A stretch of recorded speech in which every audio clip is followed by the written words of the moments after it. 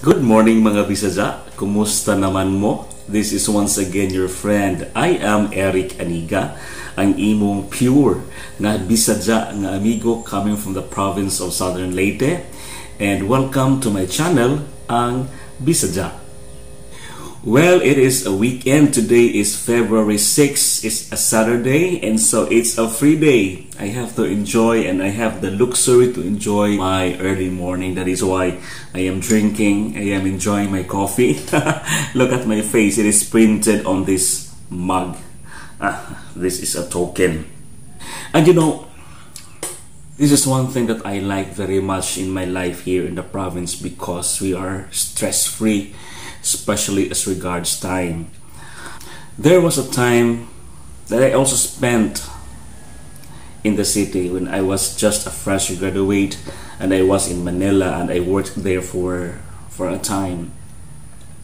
And one thing that I don't like in the city is that you have to wake up early in the morning, as early as 3 o'clock.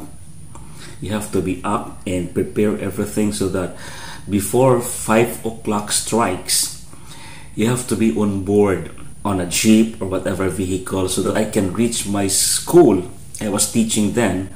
I can reach my school for my 8 o'clock class in the morning.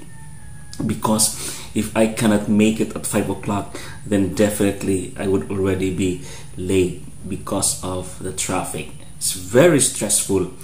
And in the evening, I can only get out from the school past 9 o'clock in the evening, because from 6 o'clock in the evening until siguro mga 8, the traffic is very heavy. That is why I decided to stay here in the province, because at least we have the luxury of time, we have the luxury of space. Seldom or never have we experienced traffic here in the province, so we can travel very smoothly and arrive at our destination without any hassle, just the way we experience it in the city. So before the pandemic, when things were normal, when I want to see urbanity, when I want to see the city, I just go to Cebu, travel to Cebu, or perhaps Ormoc City or Tacloban City on a weekend to spend some time, siguro the whole weekend. I leave our province Friday evening. The boat usually leaves at 9 o'clock in the evening and reaches Cebu at about 3 o'clock in the morning. And I will visit my sister in Talisay City in Cebu, and then spend overnight, and then Sunday evening coming back here in the province. That is how I lived my life before. I spent much of my time here in the province, living a very rural life. And then from time to time, if I want to experience the busy life of a city, then I will just go and visit my sister and stay overnight, and then back to reality. At least there is a sudden change of my life from time to time.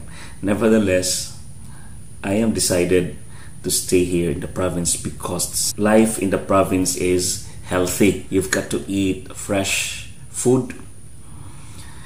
The air is not polluted. There is no noise pollution. Healthy life. Stress-free. We have plenty of time to enjoy the companionship of our colleagues, of our friends, and I am blessed to enjoy nature every day on my way to work. Every day. Life in the province is indeed beautiful.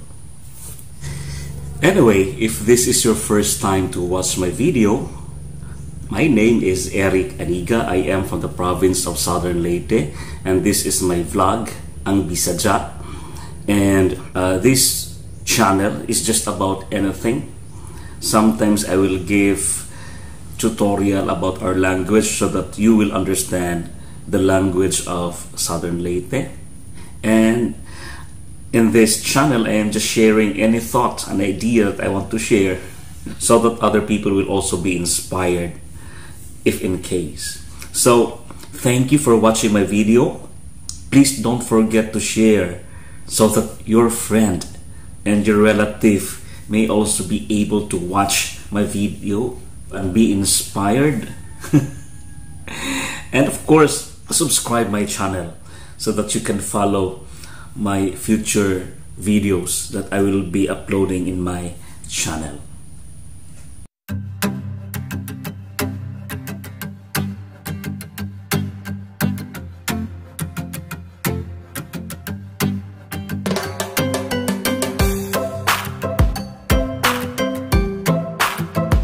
Today, I just want to share with you about my experience, about dreams. It happened January 29, early in the morning. I dreamed of my father. As you know, my father died almost 6 years ago. He died early in the morning of May 6, 2015. My father had his mild stroke many years ago, but despite the stroke, he can still walk, although not the normal way, but he can still walk. He was mobile. And so there was this time, I think my mother told me that was his 4th day of going to the beach to have an early morning, not swimming, but he just take a bath of the salty water of the sea. He had a companion, and on that fateful May 6, perhaps he had a heart attack, or he had an attack and he got drowned. His companion was able to save him, although the water is only on the waistline, only shallow. And so when I was informed, he was already at the morgue of the hospital, and he was already dead when I arrived in the hospital, and my mother was crying. It was a sudden change of our life. We used to be complete, although my parents were already old during that time. Perhaps our papa was 71 years old, or he was about to be 71 when he died. So I lived with them, and things used to be normal with the presence of my father and mother, who were both retired public school teachers. So since then, life changed. That is why we really have to value the presence of everyone, our parents, because time is unpredictable. We just don't know. Never did I expect that my father would leave us that very soon. It's very sad, but life has to move on, and we have to embrace the changes of these events. And so we still have our mother. That is why I really value the presence of my mother, because she is already old. Mama is already 84 years old, and thanks God, because Mama stayed very strong, and she is very religious, and she is healthy. And I know that she has still many more years of her life, and we have still many more years to enjoy her company. But I value every moment of it, because I know that whether we like it or not, Mama will also leave us. Well, that is life. That is the reality of life. We all know that all of us, each and every one of us, is destined to die. The moment that we are born in this world, immediately the clock is ticking for our death. The moment that we are born, we are destined to die. There is nothing certain in life but death. We just don't know when, we just don't know how, and we just don't know where. But we are certain that one day, in a moment, we will die. You see, how many times have we experienced when we are surprised when somebody just suddenly leave us? Nangaon pagani mo, nangatawa pagali mo, nagsadyaw-sadyaw pagani mo, then suddenly maon na lamay imong nabalitaan nga namatay na ang imong kaila. Life really is uncertain and we don't know when will be our time.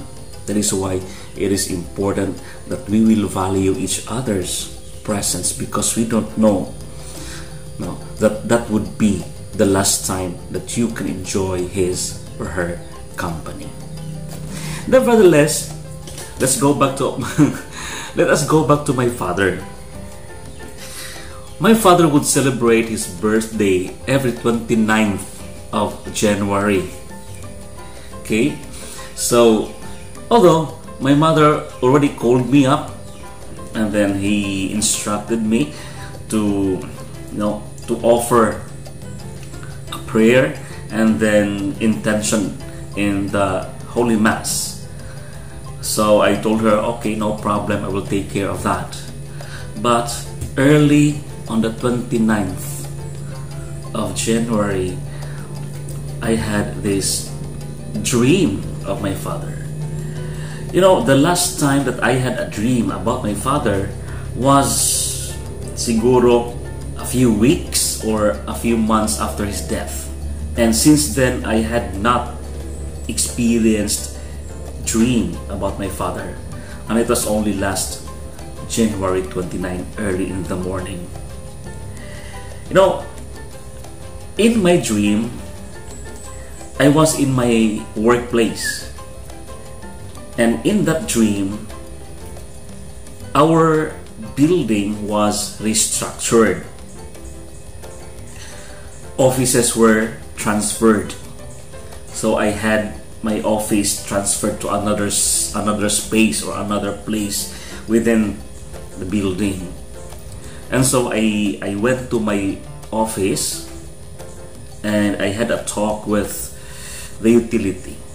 And suddenly, my father arrived. He was wet.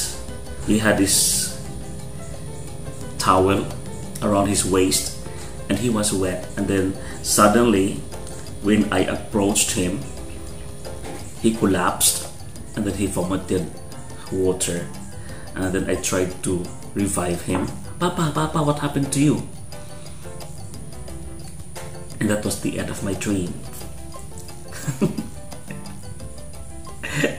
I woke up, and as early as 6 o'clock in the morning, I went to the cemetery. I visited his grave, and offered prayers to my father. I was not afraid. No, why should I be afraid? He is my father. He is my papa, and I missed him very much. It's just that I don't know. There was this impulse to leave our house as early as 6 o'clock in the morning and bought candles and went to the cemetery. And when I was at the cemetery, it was still dark and very silent. All that you can hear are the chirping of the birds and perhaps barking of dogs. And then there is a sudden cracking of twigs or branches. That is why while I was on the grave of my father, I kept on looking around because I could hear some noise or sounds. I felt funny. So I offered prayers and lit the candles.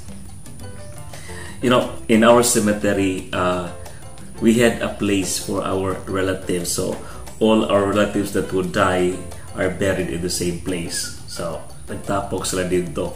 So instead of, the candles being distributed to the graves of my other relatives, I just placed the candle sa usa ka can, sa usa ka lata, and then lit everything.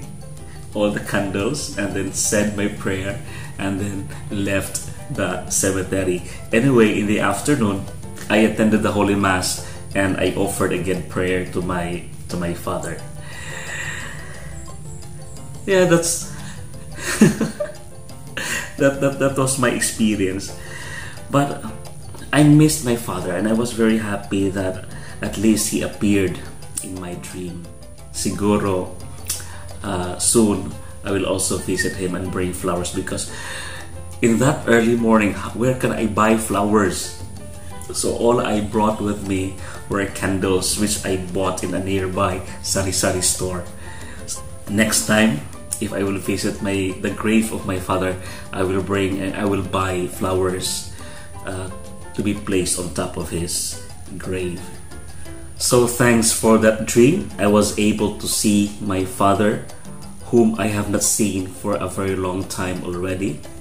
That is why for you, no, kung naa pa ang imong papa, kung naa pa ang imong mama, please take care of them and savor every moment of their presence, because once they will die and leave us, never that we can experience their companionship again. I hope that you have learned something from my sharing this morning. That is the valuing of our parents, the valuing of the presence of everyone. You know, sometimes when I attend a wake of someone, that is the thing that I feel sad. See people bringing flowers to someone who died, which for me is already very late. No, because we only appreciate a person, we only remember bringing a person flowers when he is already dead. Why not?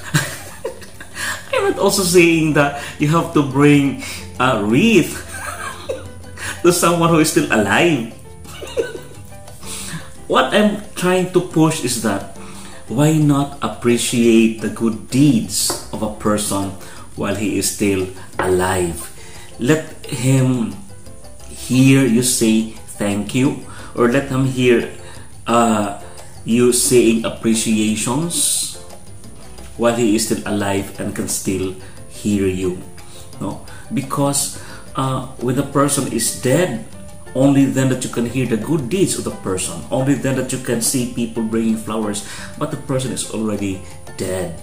No? So inana, while the person is still alive, let him or her feel that you are valuing their presence, their existence. So para sa atong mga tatay ug nanay, sa atong mga mama ug papa, let them hear that you love him. Let them feel that you value them while they are still alive. Diba? So, once again, thank you for keeping me company. Salamat sa imong pagpaminaw sa akong mga sharing sa akong kinabuhi. This is once again your friend Eric Aniga. Daghang salamat sa pagtanaw.